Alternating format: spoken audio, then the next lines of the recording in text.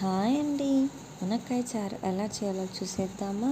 ముందుగా ఒక కుక్కర్ తీసుకొని అందులోకి 1 కప్ కందిబ్యాళ్ళు తీసుకుందాం. అలాగే 2-3 పచ్చిమిర్చి తీసుకుందాం. 1 cup tomatoes, 1 table spoon salt, 1/2 table spoon పసుపు, 1 table spoon oil, 1 glass water. మూత పెట్టి ఉంచుకున్న తర్వాత 2-3 విజిల్స్ తర్వాత ఇలా పప్పు అనేది వచ్చాక బాగా గ్రైండ్ చేసుకుందాం. చింతపండు రసాన్ని యాడ్ చేసుకొని 1 టేబుల్ స్పూన్ కారాన్ని యాడ్ చేసుకుందాం.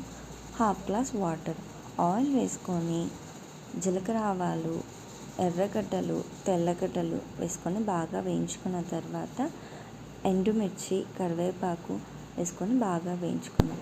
ముందుగా చేసి పెట్టుకున్న పప్పును యాడ్ చేసుకుందాం. ఉడకబెట్టిన మునక్కాయలను కూడా యాడ్ చేసుకొని కొద్దిగా సాంబార్ పొడి వేసుకుందాం. మునక్కాయ చారు రెడీ.